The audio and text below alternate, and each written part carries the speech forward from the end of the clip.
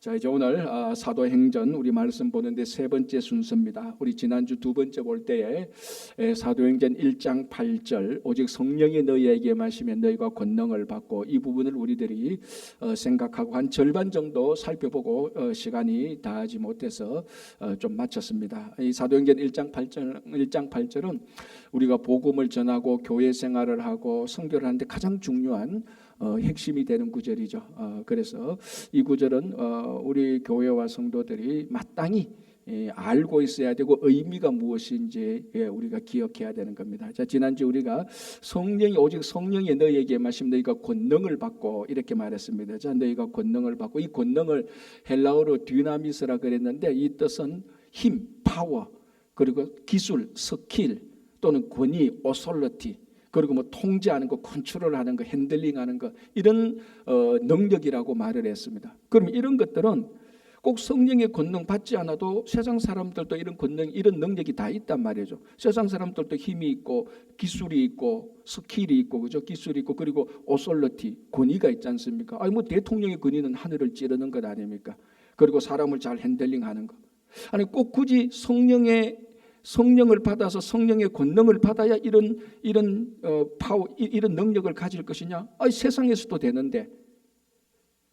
그러면서 이제 오늘 성령을 받을 때 받는 권능, 이 능력은 세상 거하고 겉으로 보면 똑같지만은 본질이 다르고 출처, 기원이 다르다 그랬습니다. 그래서 누가복음 24장 끝절 보면은 이 성령이 임할 때 우리들에게 주는 성령의 권능, 이 능력은 하늘로부터 위로부터 오는 것이라 그랬습니다. 이게 본질적으로 다르다 그랬습니다. 세상 사람들이 가지고 있는 파워나 권위나 그리고 어떤 뭐 기술이나 이런 것들은 자기들이 개발하고 자기들이 훈련하고 자기들이 잘 연구해서 자기들로부터 나온 능력인데, 오늘 이 사도행전 1장 8절에 나오는 성령의 권능은 위로부터 오는, 하나님께서 우리들에게 전적으로 하나님의 일을 할 수 있도록 주는 선물이란 말입니다.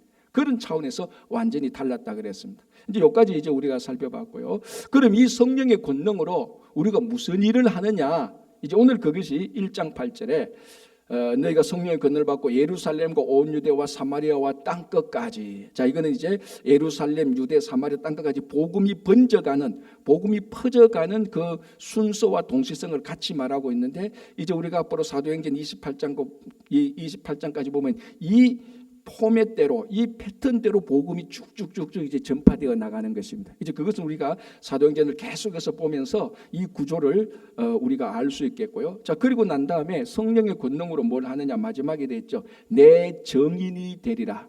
예수님의 증인, 복음의 증거자, 예수가 그리스도라는 것을 증거하는 삶이 된다는 거예요. 그러니까 성령의 권능으로 세상에 자기가 개발하고 자기 힘과 자기가 노력하고 자기가 훈련된 그 힘이 아니고 위로부터 오는 디나미스, 위로부터 오는 힘, 위로부터 오는 어떤 복음을 전하는 데 필요한 기술들, 권위들, 이런 것들을 가지고 뭘 하느냐? 복음의 증인이 된다는 겁니다. 이제 여기에 관해서 이 능력과 이 용도에 대해서 보통 이제 성도들이 두 가지 혼돈하고 실수하는 게 뭐냐면은 세상의 능력 가지고 복음의 증인이 되려고 하는 겁니다. 이거 이제 아구가 안 맞는 거죠. 세상의 능력 가지고 복음의 증인을 데려갈 때 자기는 열심히 하고 자기 막 마음으로 열정으로 하는데 이게 늘 여기서 갈등이 일어나고 마찰이 일어나고 안 되면 상처가 생기는 겁니다. 그러니까 세상의 능력으로 복음이 증인되어서는 안 되는 거죠. 또 반대로 이 성령의 권능으로 자기 일을 하려고 한단 말이죠. 성령의 권능으로 자기 출세하고 성공하고 성령의 권능으로 세상 것을 얻으려고 할 때 이것도 안 맞는 겁니다. 이게 아구가 맞아야 되는 겁니다. 무슨 말인가 하면 위로부터 오는 능력, 성령의 권능으로 세상의 일을 하는 것이 아니고 복음의 증인이 되는 것입니다. 이게 이제 제일 중요한 거. 이 일이 그러니까 성령 위로부터 오는 능력으로 자기를 위해서 자기 이익과 출세를 위해서 일하는 것이 아니고 오로지 예수를 그리스도라고 증거하고 복음의 증인되고 하나님 나라를 위해서 일하는 것, 이것을 기록한 것이 사도행전이라는 겁니다. 오늘 이제 이게 계속해서 나가는 것이죠. 그래서 성령의 권능으로 복음이 증인되는 것. 이제 우리가 앞으로 계속해서 보겠는데 오늘도 이 부분이 나왔으니까 우리 한두 개만 보겠습니다. 이게 사도행전 4장을 보면요, 이런 내용이 나옵니다. 이 베드로와 사도들이 이제 예루살렘에서 복음을 전하죠. 아까 말했죠, 예루살렘과 유대와 사마리아와 땅끝까지. 그럼 먼저 예루살렘과 유대 지역에 복음을 전하는데 주도적으로 사역을 하는 사람이 사도 베드로와 그 나머지 제자들 아닙니까? 그래서 베드로와 사도들이 어디에서 또 복음을 전하는가 하면은 공회. 그러니까 우리가 이게 아마 사내들인 공회를 의미하는 거죠. 사내들인 공회 앞에서, 그 공회원 앞에서, 그러니까 말하면 유대교 최고 율법 지도자들 앞에서 베드로와 사도들이 복음을 전가합니다. 자, 여러분, 이 사내들인 공회는 우리 식으로 말하면 최고 법률 지도자입니다. 대헌법, 헌법을 관장하는 사람들, 대법원 판사들, 이런 사람들 앞에서 사도 베드로가 증거를 한다 그죠. 베드로는요, 우리 식으로 말하면 정규 교육을 받지 않았던 사람 아닙니까? 율법을 정규대로 공부 안 하고 갈릴리에서 어부했던 사람입니다. 이 베드로와 사도들이 복음을 증거하는데요, 4장 32절이 이렇게 되어 있습니다. 제가 봉독할게요.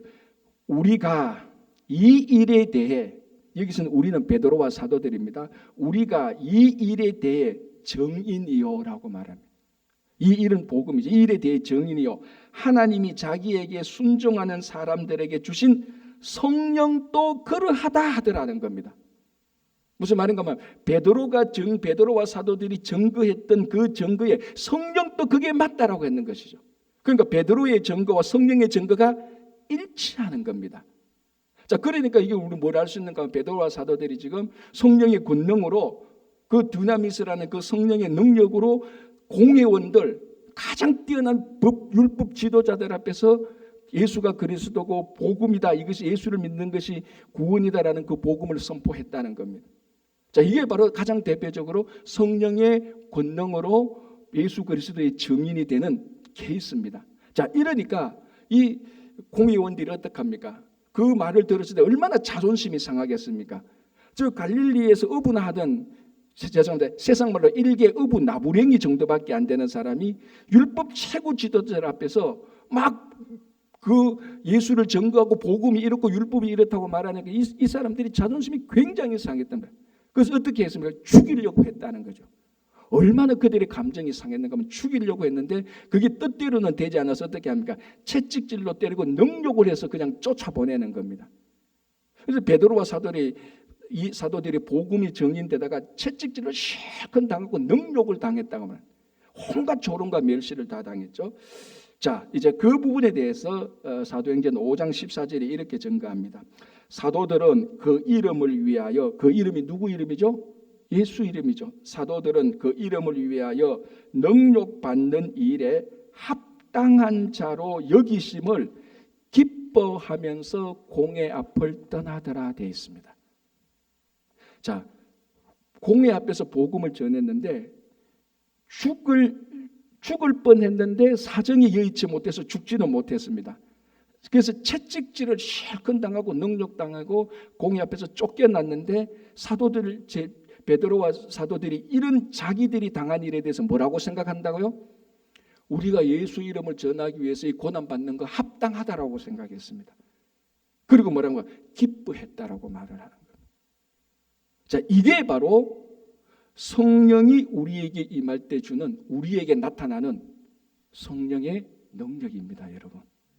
이거는 세상에서 개발한다고 해서, 자기 수련을 닦는다고 해서, 자기가 돌을 닦는다고 해서 오는 게 아닙니다. 위로부터 받는 능력이죠. 자, 그래서 여기서 성령의 능력을 오해해서 세상의 능력이라고 판단한다면, 만약에 여기서 세상의 능력이 나타난다면 어떻게 해야 됩니까? 자기들을 채찍질하는 사람들을 반대로 이겨야 되고, 싸워서 이겨야 되고, 그들을 보복해서 오히려 공회에서 자기들이 아니고 공회에서 공회원들을 쫓아내고, 그게 세상의 능력이란 말입니다. 슈퍼맨 같은 그런 능력이 나타나서. 그래서 사람들이 깜짝 놀라죠. 아니, 저 일개 갈릴리 어부밖에 안 되는 베드로 사도가 공회에서 공회원들을 막 이상한 능력을 나타내서 다 쫓아내버려서. 그거는 세상의 능력입니다. 그러나 성령의 능력은 뭡니까? 그 고난을 당하면서 이게 합당하다, 우리가 예수 이름을 전거하기 위해서 고난을 당하는 것이 합당하다고 생각하고 아무런 불평과 원망이 없고 오히려 더 기뻐했다는 겁니다. 여러분, 이게 위로부터 우리에게 주시는 성령의 능력 받은 사람의 마음입니다. 이게 그러니까 우리가 지금까지 뭐 부흥이나 각종 집회 때 성령 받아라, 성령 받아라, 능력 받자, 능력 받자, 그 속에는 능력 받자, 능력 받자 하는 것은 무슨 생각을 하는 거야? 이 능력을 전부 다 오늘 이 사도들이, 베드로와 사도들이 생각했던 그런 고난의 능력이 아니고, 야, 이제 나도 능력 받았으니까 나도 똑똑해지고, 나도 처신 잘하고, 나도 세상에 나가서 내 원수들을 조롱할 줄 알고 복수하고 그들 다 쫓아내고 너가 높이 올라가고 출세하고 성공하는 그런 능력 받자라고 무의식 속에 많이 생각을 하는 겁니다. 근데 성령의 능력은 그거 아닙니다. 그거 반대라는 거죠. 고난을 당할 때 이거 합당하다. 우리가 복음을 전가하기 위해서 고난을 받고 오해도 받고 무시당하는 거 이거 합당하다. 그런데 이게 기쁘다는 겁니다. 이게 성령의 능력입니다. 자, 내친 김에 하나만 더 볼게요. 우리가 아는 그 유명한 스데반. 자, 스데반이 복음을 전가하다가 돌에 맞아 죽지 않습니까? 맞아 죽기 직전에요. 그 사도행전 6장에 보면요, 맞아 죽기 직전에 이 스데반에게 이런 일이 생깁니다. 스데반 생기는 사도행전 7장 55절인데요. 스데반이 성령 충만하여, 자, 성령 충만하여, 또 다른 말 성령의 권능에 붙잡혀, 이렇게 볼 수 있죠. 스데반이 성령 충만하여 하늘을 우러러 주목하여 하나님의 영광 및 예수께서 하나님 우편에 서신 것을 보고, 이게 성령의 권능이 임한 사람들이 볼 수 있는 능력입니다. 자기들에게 돌을 치는 사람 그 안에는 즉기와 살기를 보는 것이 아니고, 어떻게 내가 이 사람들을 다시 복수할까, 아니면 내가 오늘 여기서 죽지만은 내 자손 대대로 이 복수를 새겨서 이 원한을 갚도록 하겠다, 그런 게 아니고, 돌로 치는 맞아 죽어가는, 여러분 돌에 맞아서 죽는다면 그 고통은 상상할 수가 없지 않습니까? 돌로 몇 대 맞아도 우리는 굉장히 아픈데 돌에 맞아서 죽는다니, 이거는 고통은 상상할 수 없습니다. 그런 고통과 상상할 수 없는 고난 가운데서 성령의 권능 받은 사람은 뭘 봅니까? 하나님의 영광을 본다는 겁니다. 여러분, 이게 성령의 권능 받는 사람들입니다. 수없이 많은 모멸과 멸시를 당하면서도 그게 막 속이 상하지, 인간적으로 속이 상하죠. 그러나 그때부터 위로부터 능력이 내릴 때 그 속이 상한 것이 아니고 이 일로 인하여서 드러나게 될 하나님의 영광을 확신하게 되고 그 영광을 본다는 겁니다. 그리고 그 영광과 함께 예수 그리스도를 본다는 겁니다. 여러분, 이것이 바로 성령의 능력입니다. 이게 성령의 능력입니다. 지금까지 만약에 여러분들이 이 성령의 능력이 아니고 우리가 성령의 능력 받아서 출세하고 성공하고 힘받고 슈퍼맨처럼 초인간적인 사람이 되자, 그런 능력이라 그러면 지금 이 순간부터 그런 능력은 싹 지우십시오. 그건 절대로 성령의 능력이 아닙니다. 그건 다 세상의 능력이죠. 절대로 그건 성령의 능력이 아닙니다. 고난 당할 때 그 고난을 기뻐하고 합당하게 여기고 그 가운데서도 하나님의 영광을 보고 거룩한 삶을 살아가는 것, 그게 성령의 능력이죠. 그러면 지금 어쩌면 여러분들 가운데서 성령의 능력을 받고 있는 그 상황에 있는 분들이 많을 겁니다. 고난 가운데 있고 억울한 일을 당했을 수도 있고 지금 모함을 당했을 수도 있고 배신을 당했을 수도 있을 겁니다. 여기서 성령의 능력이 나타나면 이 가운데서 나타난 하나님의 영광을 기대할 수 있고, 그래, 우리가 주님을 전가하다가 참된 신앙생활을 살다 보면 이런 고난을 당하지, 맞아, 이렇게 생각이 들고 그렇게 따라가는 건 성령의 능력인데, 내 이거 한번 보자, 내 반드시 네한테 복수할 거다, 그렇게 나가면 그건 세상의 능력으로 대처하는 것이.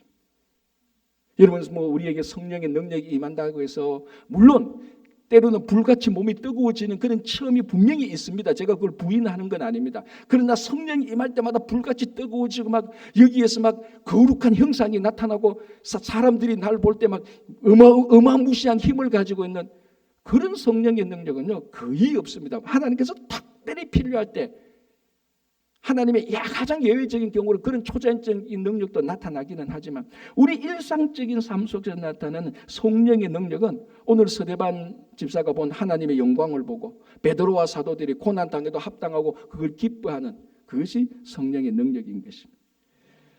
자, 이제 다시 사도행전 1장으로 돌아가면요. 그래서 8절 보겠습니다. 오직 성령이 너희에게 임하시면 너희가 권능을 받고 예루살렘과 온 유대와 사마리아와 땅끝까지 이르러 내 증인이 되리라. 그래서 이 증인이 될 때 고난을 받고 막 어려울 때 그 고난 때문에 좌절하지 않고 그래도 포기하지 않고 계속해서 묵묵히 증인이 되는 그런 삶을 말하는 겁니다.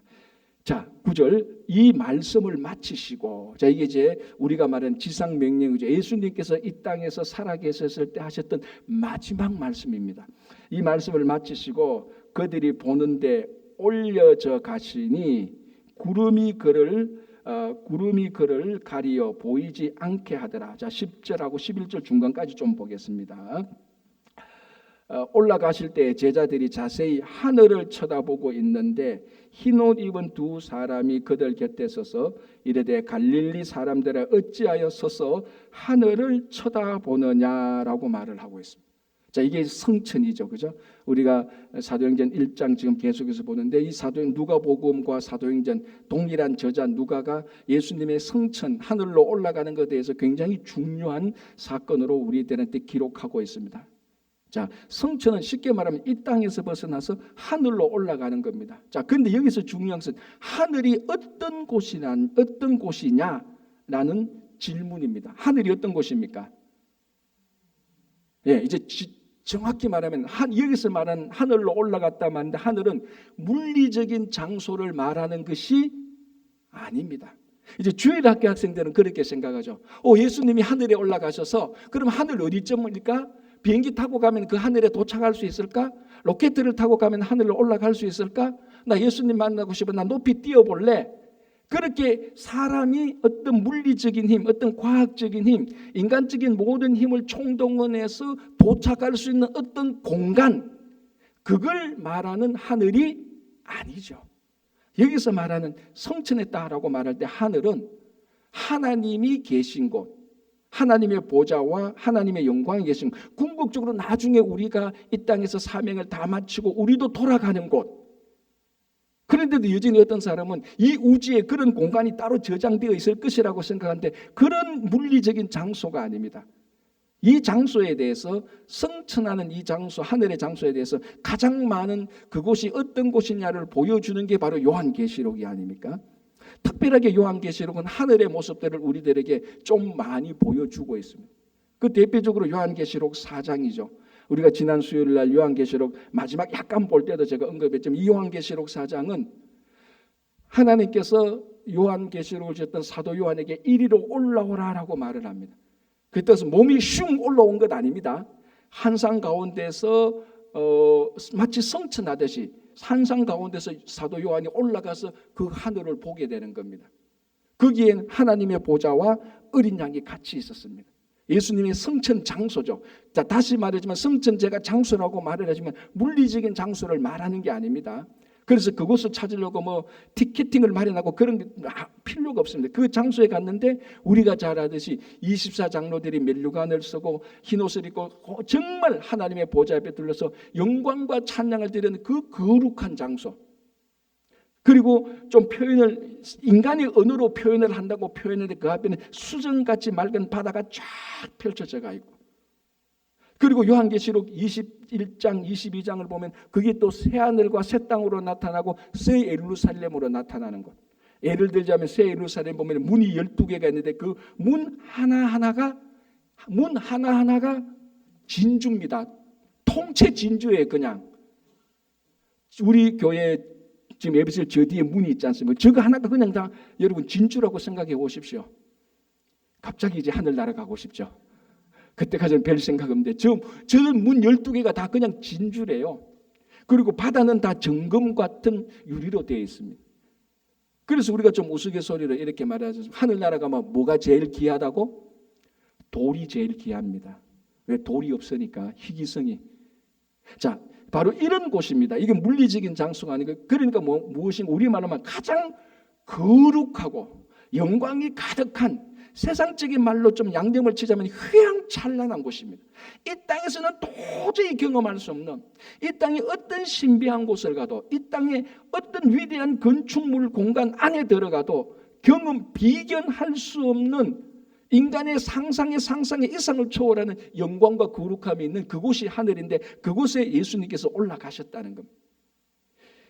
이것이 예수님의 마지막 종착지라는 겁니다. 예수님의 마지막 종착지는 빈 무덤도 아니고 예루살렘도 아니고 골고다도 아닙니다. 예수님의 마지막 종착지는 바로 이 하늘이라는 것입니다. 이 하늘이 예수님의 종착지인데 또 누구의 종착지가 됩니까? 우리의 종착지죠. 여기에 우리는 말할 수 없는 위로와 용기와 소망을 갖게 되는 겁니다. 지금 여기는 좀 비천하게 살아도, 지금 여기 신분과 지위가 좀 낮아도, 뭐 세상 말로 내가 사는 집이 평수가 아주 좀 좁다 할지라도, 내가 운전하는 차가 다른 사람보다 비해서 아주 좀 소형이라 한다 할지라도 그런 차이는 다 있죠, 이 세상에서는. 그러나 우리가 이 세상에서 삶을 끝나고 예수님께서 올라가 예수님께서 성천하신 그 하늘에 우리도 똑같이 되는데 그 하늘의 종착지는 지금 우리가 있는 이곳하고는 비교라는 말을 할 수 없을 정도로 영광과 거룩한 곳입니다. 이곳이 있다는 것을 나도 그곳이 내 인생의 종착지라, 내 모든 것의 종착지라고 진짜 확신한다면, 진짜 그것을 믿음으로 받아들인다면 우리는 이곳에서 좀 불편하고 누추해도 이것 때문에 내 인생 이상하게 꼬였구나 원한하고 불만 가질 필요 없습니다. 마지막에 가는 데는 휘황찬란한 곳인데, 여러분 우리도 인생살이 살다 보면 그러지 않습니까? 고생할 때는 좀 왜 이러냐고 좀 원망한 마음이 생겨도 그 고생 끝나고 일이 잘 풀릴 때는 언제 고생했느냐는 듯이 싹 다 잊어버리는 것 아닙니까? 그죠? 그래서 일이 잘 될 때는 그 고생했던 일을 되돌아보면 그때 고생할 때 내가 왜 그래 낑낑거렸냐, 이런 좋은 일이 있는데, 그래서 그 고생할 때 좀 덜 낑낑거리자라는 그런 후회를 할 때가 참 많지 않습니까? 그게 오늘날 우리하고 똑같은 시스템이라.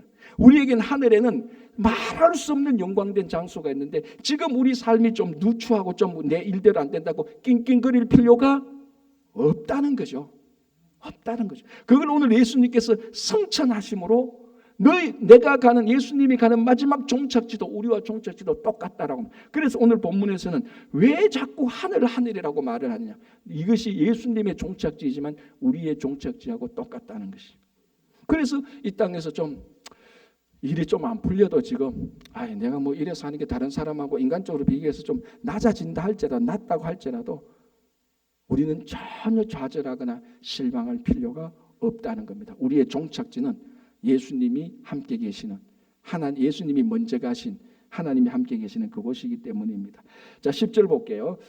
올라가실 때에 제자들이 자세히 하늘을 쳐다보고 있는데, 이제 왜냐하면 예수님께서 가시다가 예수님이 사라져 버렸습니다.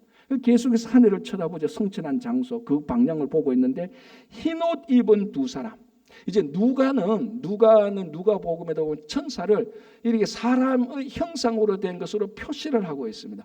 여기서 흰옷 입은 두 사람은 진짜 멀쩡한 우리와 같은 두 사람이 흰옷 입고 나타난 그 사람이 아니고 하늘에 하나님의 일을, 하나님의 심부름을 하는, 하나님의 메시지를 전하는 천사를 말하는 거죠. 이 흰옷 입은 두 천사가 곁에 서서 11절에 이르되 갈릴리 사람들아 어찌하여 서서 하늘을 쳐다보느냐, 너희 가운데서 하늘로 올려지신 이 예수는, 자, 하늘로 올려지신 성천 사건이죠. 이걸 지금 그 밑에 그와 함께 했던 제자들이 다 받고 그걸 공식적으로 확인해 주는 존재가 누굽니까? 두 천사죠. 두 천사가 컨펌합니다. 확인합니다.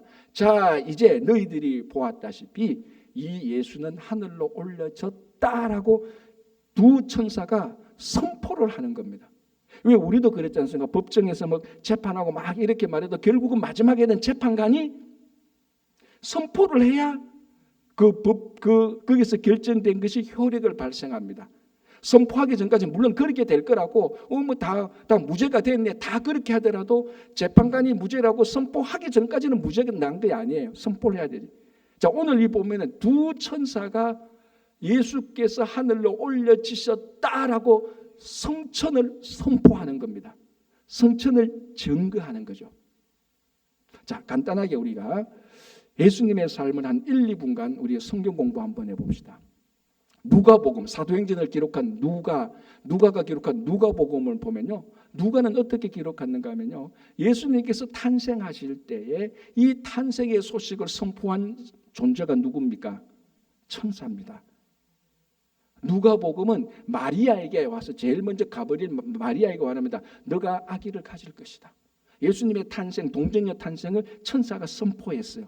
그리고 누가복음에만 광야에 있던 목자들에게 오늘 밤 오늘날 너희에게 구주 메시아가 나타났다라고 천사가 예수의 탄생을 선포하는 겁니다.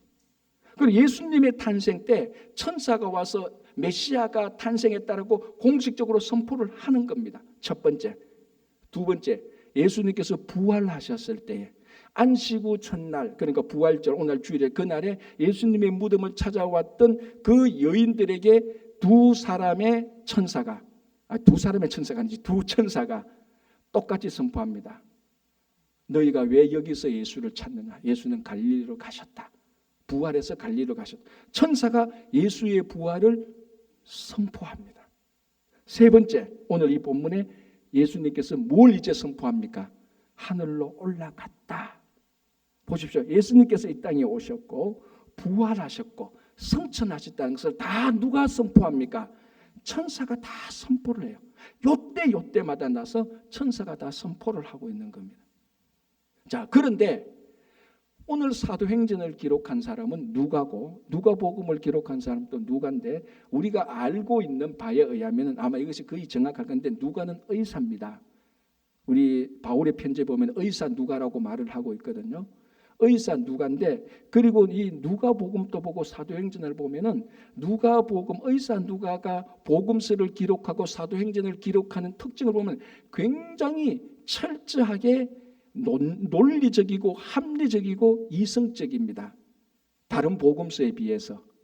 자, 누가복음에만 예수님께서 탄생하실 때 로마의 왕이 누구였다라고 말하고 있습니다. 인구조사를 하는데 왜 인구조사하게 된 배경이 뭐냐고 역사를 기록해서 그 근거에 의하여서 예수님께서 베들레헴에 예수님의 아버지 요셉이 호적하러 베들레헴으로 갔다라고 말합니다. 그 누가복음은 누가 그냥 말한다고 해서 알아 이렇게 해서 막 기록하는 사람이 아니라는 겁니다. 자기가 철저히 고증을 합니다. 이게 맞냐? 내가 확인해 볼게. 여러 사람들한테 확인해보고 우리말로 하면 증거를 수집해보고 이거 맞네. 그래야 기록하는 사람의 특징을 가진 사람이 누가입니다. 자, 그런데 누가가 무엇을 기록했습니까? 천사가 예수의 탄생을 선포했다는 것을 기록합니다. 천사가. 그리고 천사가 부활을 증거했다는 것을 기록합니다. 그리고 천사가 예수님이 성천하신 걸 기록하는 겁니다. 자, 예수님의 성천과 예수님의 부활과 예수님의 탄생을 천사가 선포하고 그 천사가 선포한 것을 가장 고정하고 가장 이성적으로 분명히 맞다고 생각한 누가가 또 기록하고 있습니다. 그러면은 예수님의 탄생과 부활과 성천은 이중적으로 증거되는 거죠. 천사가 선포했고 그 천사가 선포한 것을 가장 논증적으로 해서 틀림이 없다고 생각한 누가가 또 선포하는 겁니다. 그러면은 보십시오. 예수님의 탄생과 부활과 성천은 이중적으로 확실하다고 선포되어진 겁니다. 여기에 의심을 할 수 있겠습니까? 아닙니다. 의심할 이유가 없습니다. 확실합니다. 가장 철저한 역사가의 의사인 누가가 기록했고 신적인 존재였던 영적인 존재였던 천사가 선포했던 이 세 가지 사건 탄생과 부활과 성천 의심할 이유가 없습니다. 그리고 이 모든 사건은 지나간 과거에 반드시 일어난 것입니다. 이걸 왜 이렇게 길게 설명하느냐? 자, 이제 핵심은 여기에 있는 겁니다. 11절 끝부분에 너희 가운데에서 하늘로 올려지신 이 예수는 성천이죠. 누가도 기록했고 천사도 선포한 겁니다. 자, 그리고 난 다음에 하늘로 가심을 본 그대로 오시리라. 이게 키포인트라는 거죠. 뭐라면은 탄생과 부활과 성천이 이중적으로 선포되어서 확실한 것을 경험했다면 이 확실한 것처럼 예수님께서도 다시 오실 것이라는 것이 확실합니까? 희미합니까? 확실하죠. 만약에 여러분들이 예수님의 탄생과 부활과 성천을 누가와 천사가 선포했던 것을 믿는다면, 그걸 받아들인다면 1%, 0.001%의 가감 없이 예수님이 다시 오신다는 것을 믿는 것이 정상입니다. 예수님께서 이 땅에 탄생하셨죠, 그죠? 부활하셨죠. 그러면 여러분들이 그걸 믿는다는 것은, 누가는 뭐라고, 그걸 믿는다는 것은 예수님께서 반드시 다시 오신다는 것을 믿는다는 것과 똑같은 말입니다. 그래서 결과적으로 따지자면 누가와 천사는 이중적으로 예수님의 탄생과 부활과 성천과 그리고 재림을 확실한 것으로 기록하고 있습니다. 자, 그러면 우리에게 남은 건 뭡니까? 재림만 남았죠. 나머지는 다 과거의 사건들입니다. 이 과거의 사건이 일어났기 때문에 이건 확실한 것이고, 이 확실한 것처럼 재림도 확실할 것이라는 거예요. 그렇다면은 예수님께서 다시 올 것이 확실하다면 우리는 뭘 해야 됩니까? 그렇죠. 재림을 준비해야 되는 거예요. 그래서 사도 바울은 자기 인생에 살아있을 때 예수님이 올 거라고 생각하고 재림을 철저히 준비했던 것입니다. 그러나 나중에 복음의 비밀은 예수님이 예수님의 재림이 연기되었지만, 지금도 연기된 상태에 있지만, 여전히 예수님께서 우리에게 오신다는 이 재림의 선포는 지금까지도 100% 아니, 우리 요즘 젊은이 말로 하면 200% 확실한 사건이죠. 그렇다면 우리는 매일매일 오늘 이 시간에 1분 뒤에 30초 뒤에 예수님께서 오셔도 맞이할 수 있는 확실한 준비를 해놓아야 되는 겁니다. 준비해야 될 때 준비하면 늦은 거예요. 그거는 사실은. 제가 참 좋아하는 말인데, 저도 이거 잘 안 하는데, 아니 잘 못하는데, 저도 그걸 잘 못하는데 좋아하는 말입니다. 준비해야 될 때 준비하면 늦은 거예요. 세상 사람들은 다 준비해야 될 때 준비하지만, 실제로 진짜 준비를 잘하는 사람은 준비해야 될 때 그 이전부터 준비를 하는 거죠.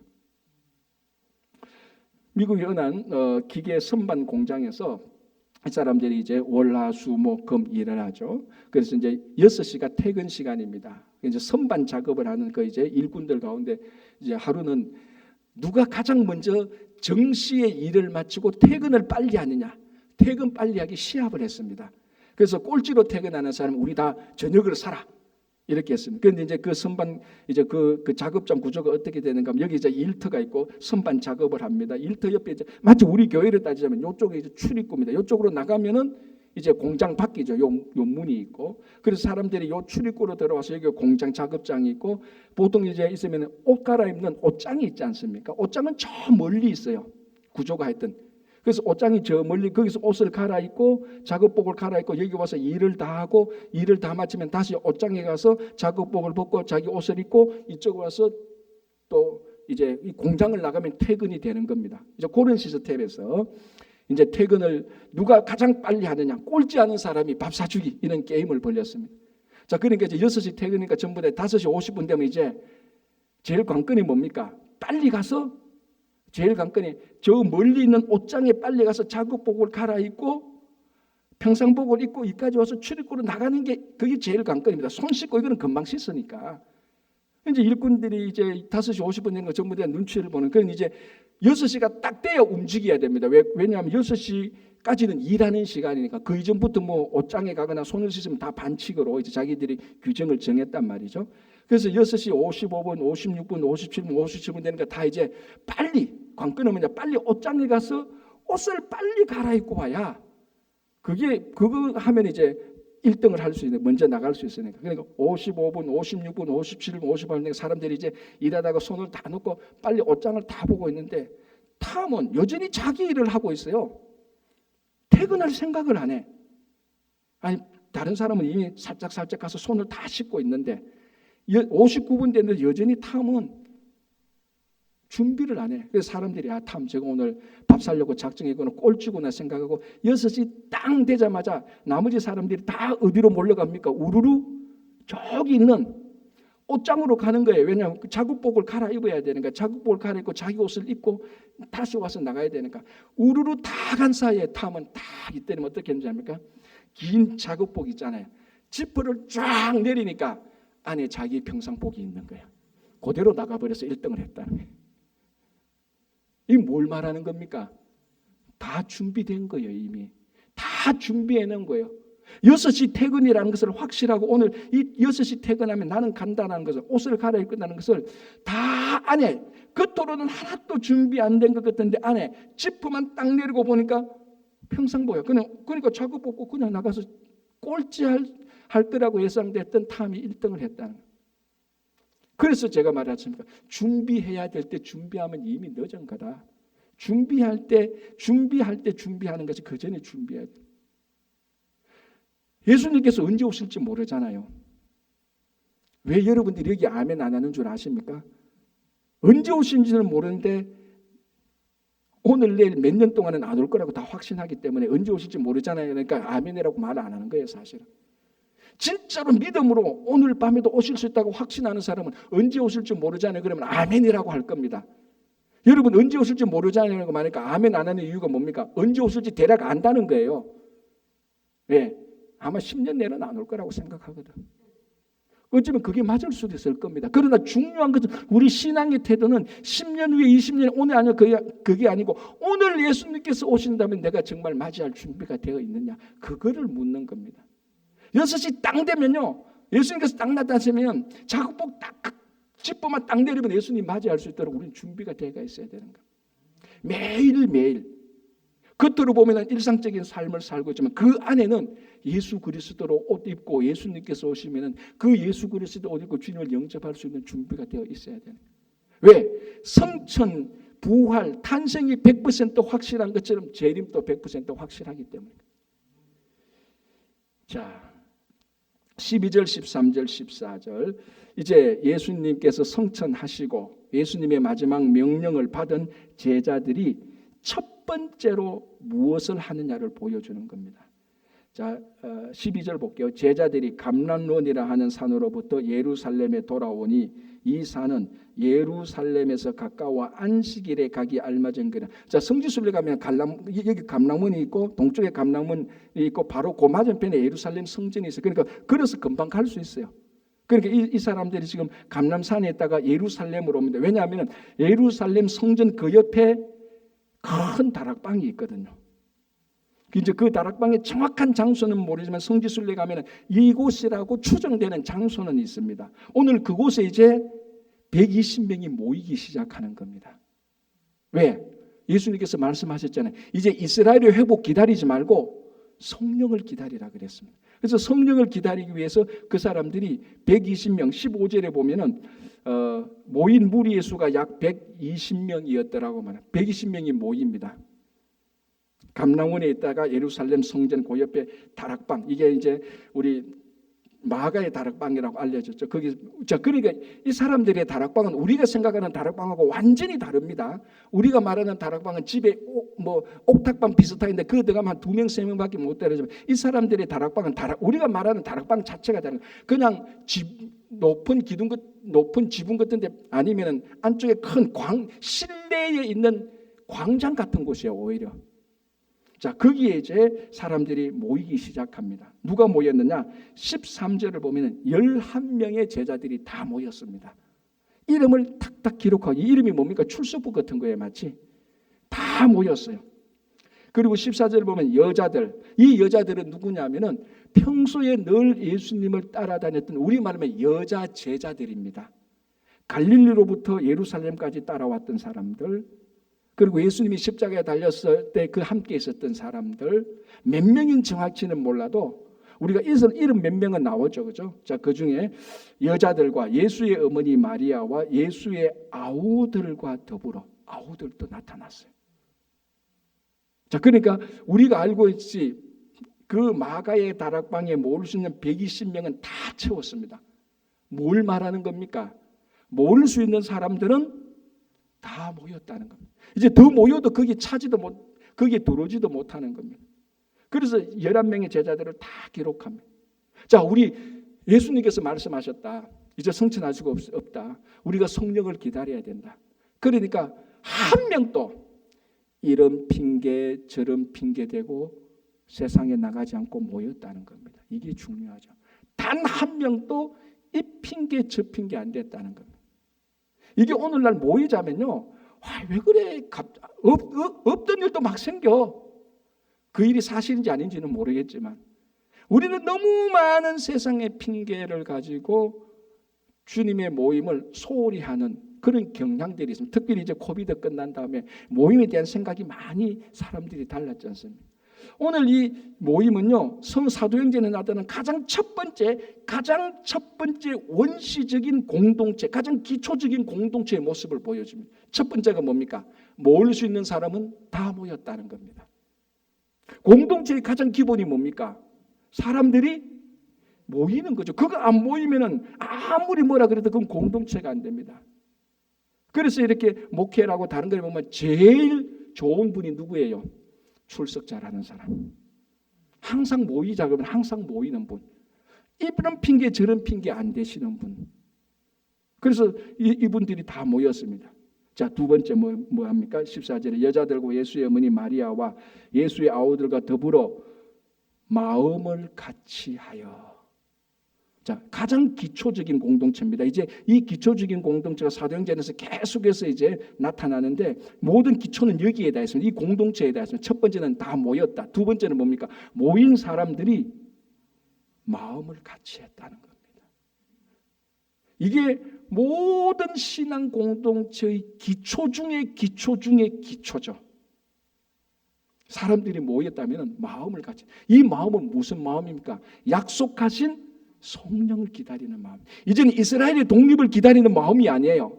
처음에 이스라엘 독립을 위해서 기다리는데 예수님에게 마지막으로 자기들이 깨우침을 받았습니다. 너희들 이스라엘 독립을 기다리는 게 아니다. 성령이 임할 때까지 기다려라.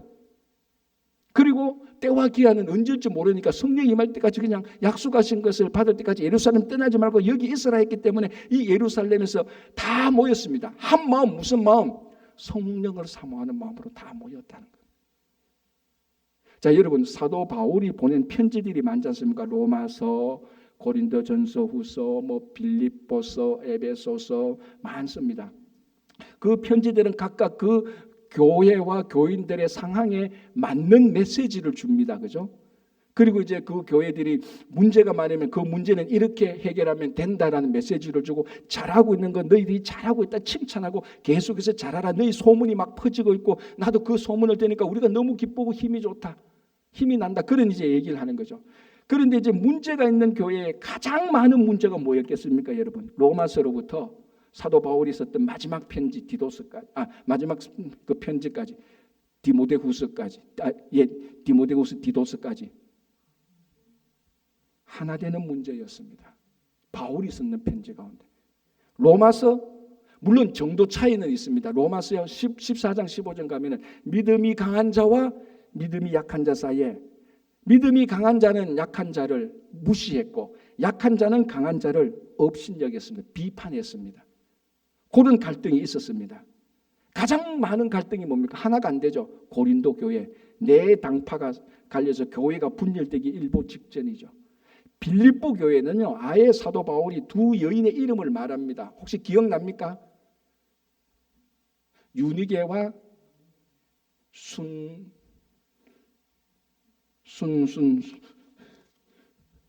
죄송합니다. 순두부가 아닌데 갑자기 제가 이제 잠깐 볼게요. 그 사람 이름을 제가 기록했는데요. 있습니다. 예, 여기 요디아와 순두개. 자꾸 순두부만 생각하다가 요디아와 순두개 두 빌립보 교인의 여성도 이름을 말하면서 요디아와 순두개 너희는 같은 마음을 품으라 말했습니다. 예수의 마음을. 왜? 이 요디아와 순두개가 자꾸 싸우니까. 야, 너희들 왜 싸우냐? 같은 예수의 마음을 품으라고 말했습니다.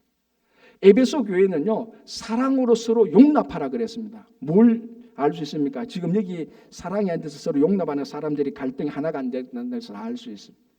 그러니까 모든 교회의 가장 기초의 기초가 성령으로 하나 되는 겁니다. 가장 기본이에요. 가장 기본.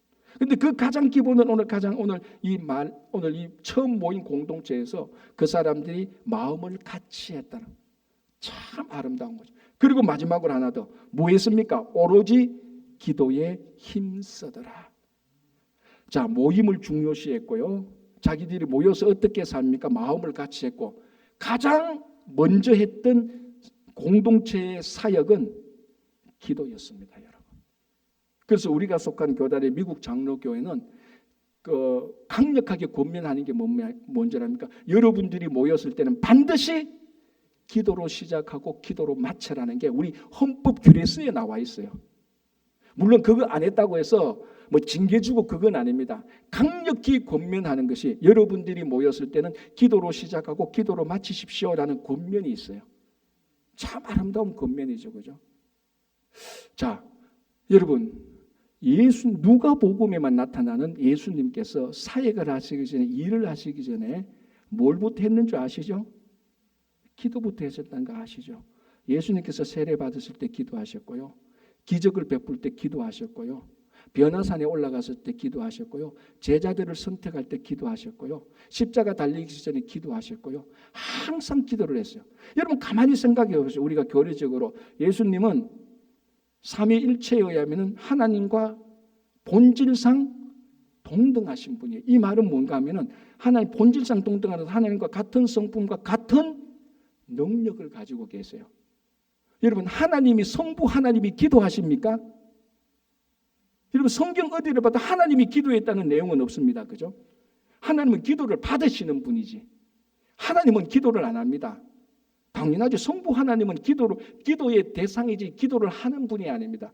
왜? 하나님은 기도할 이유가 없죠. 모든 걸 다 하실 수 있으니까.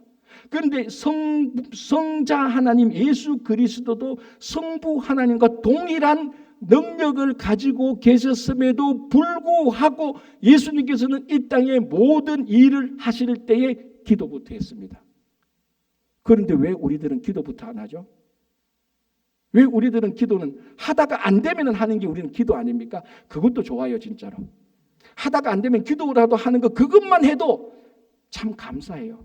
하다가 안 돼도 계속 끝까지 기도 안 하고 자기 힘을 하는 분들은 안 돼요. 그러나 우리는 하다가 안 되면 기도하는 거고 하다가 돼도 내가 할 수 있는 일임에도 불구하고 우리는 기도로 해야 되는 겁니다. 그 능력의 문제가 아니고 성도의 기본적인 삶의 문제입니다. 기도를 하고 일을 했을 때 일이 이루어졌을 때 하나님이 하신 것이라고 고백할 수 있습니다. 기도 안 하고 쉬운 일 했다고 생각하시죠? 누가 하나님이 했다고 생각하십니까? 내가 했다고 생각하지. 실제로 자기가 하고 있는 것도 맞고요. 그래서 오늘 가장 기초적인 공동체를 보십시오. 열심히 모였습니다. 다 모였습니다. 성령으로 하나 됩니다. 그들이 하는 첫 번째 사역은 주방 봉사를 하기 전에, 교사를 하기 전에, 전도 나가기 전에 가장 기초가 기도부터 시작했습니다. 아까 말씀드린 것처럼 미국 장로교 모든 모임은 기도부터 하십시오. 기도부터 하시고 회의를 하십시오. 기도부터 하시고 섬기십시오. 기도부터 하시고 연습을 하십시오. 기도부터 하시고 전도하십시오. 출발점이 기도라는 것. 그래서 오늘 이 가장 기초 공동체에 오로지 기도에 힘쓰니라고 말했어요. 이제 여기서부터 이 공동체가 하나의 완전히 모델이 되어서 이런 공동체들이 계속해서 확대되고 전개되어 나가는 것이 사도행전이죠. 우리 바로 친구교회가 이런 가장 기초적인 공동체에서 우리가 뭐가 부족한지, 잘하고 있는 것이 무엇인지 우리 한번 다시 우리 스스로가 보면서 잘하고 있는 것은 계속해서 잘하고 부족한 것은 계속해서 우리가 보충해 나갈 때 여러분 기초가 튼튼한 공동체는요 바람이 불어도 흔들리지 않습니다. 그래서 오늘 이 좋은 공동체, 교회 공동체를 서로 같이 세워나갔으면 참 좋겠습니다. 기도하겠습니다. 하나님 아버지 감사합니다. 주님의 성천이 완전히 확실한 것처럼 우리가 늘 주님의 재림을 준비하면서 살아가게 하여 주시옵소서. 주님, 우리 친구교회가 잘 모이고 성령으로 하나 되고 늘 기도에 힘쓰는 가장 기초에 충실한 교회와 성도가 되게 하여 주시옵소서. 예수님 이름으로 기도합니다. 아멘.